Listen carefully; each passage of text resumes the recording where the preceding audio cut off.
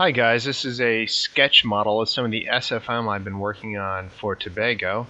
Let me emphasize that this is a sketch, as in the doodlings we make when we're diving on the site. However, it's pretty cool, and I'm really pleased with it at this point in time. It sort of came as an accident as I was about to give up entirely and throw my computer out the window and give up on SFM forever. I decided to throw a whole lot of photographs, it turns out about 600, in together all at once, and then just spend hours and hours labeling DSM points in them, and said, I'll give it one final shot and see what happens. And it turns out that the results are really quite fantastic. You can see just everywhere in there in the model all the control points. They line up nicely. You can actually in the model read the various letters. The detail everywhere is pretty fantastic, and this is a very low resolution version.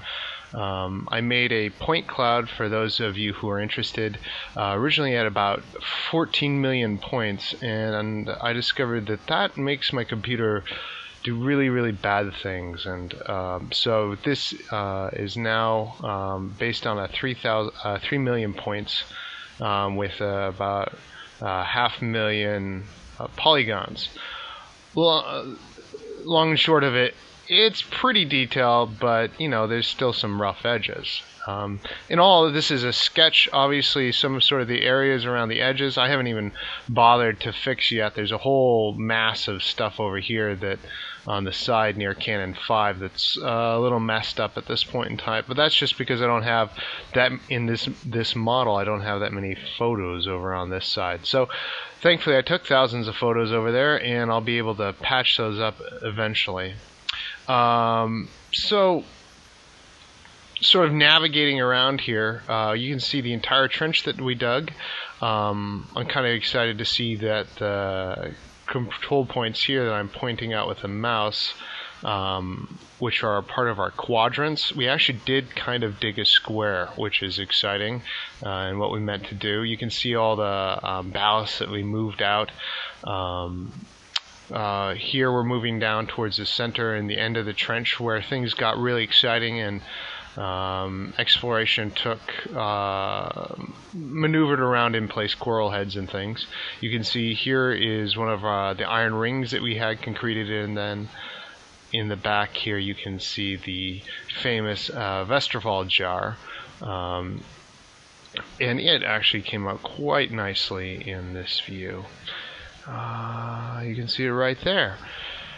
So what I'm particularly excited about is not only is this nice and, you know, fairly cosmetic at this point in time, there's a lot of hope that I'll be able to expand to the rest of the site.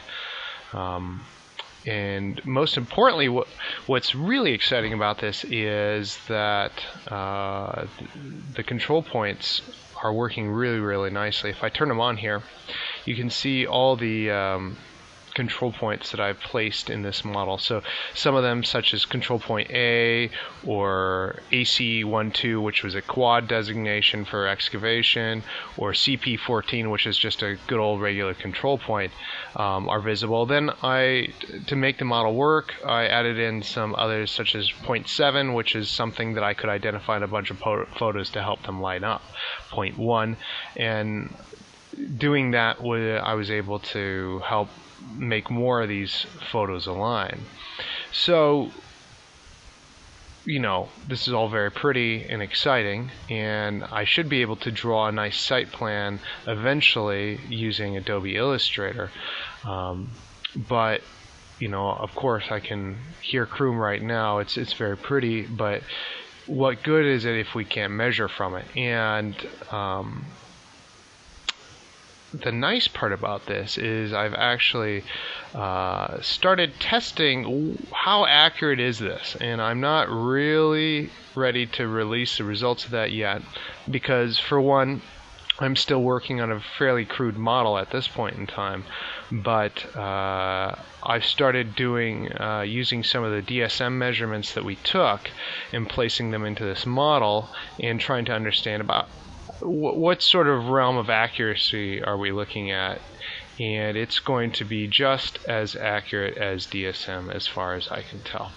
And I'll get some final results. One of the nice things about being able to operate in this environment, as opposed to DSM, just simply working in Site Recorder, which I have up and running here as well, is that with this I can actually go and see when Mark and I, tossing around in very low visibility, managed to measure a direct line through a rock, which you can see right here. So any errors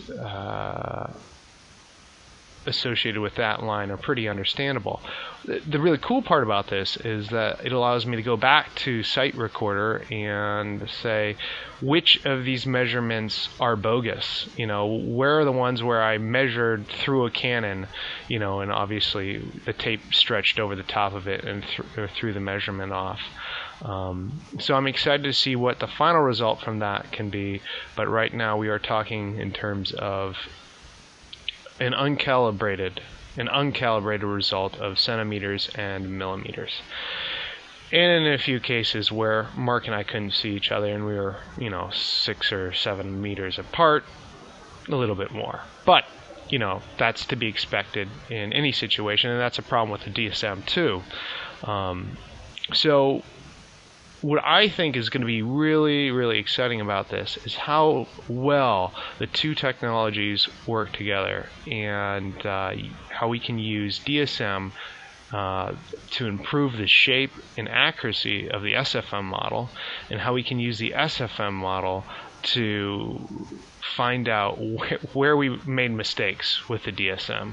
So this has been a fairly painful process for me, but I've been learning a lot, and I would like to thank you all for your help and everything else along the way. I'm looking forward to having a much more finalized result here in the near future, and getting some more advice. And Perry, here's the point cloud. Can you or anyone else explain to me why I have just a random square hole in the middle of my point cloud? I haven't been able to figure this out. There are now probably 30 photos that capture this particular area, and there's still a square hole. Whatever I can do, I can't get it to go away. So that is an ongoing mystery. It must have been something I've done, but I don't know what it is. But in general, the model is super awesome, and the model is super accurate. And I'm pretty excited to see if I can actually get it to expand to the rest of Canon's 1 through 7. So I'll talk to you guys soon.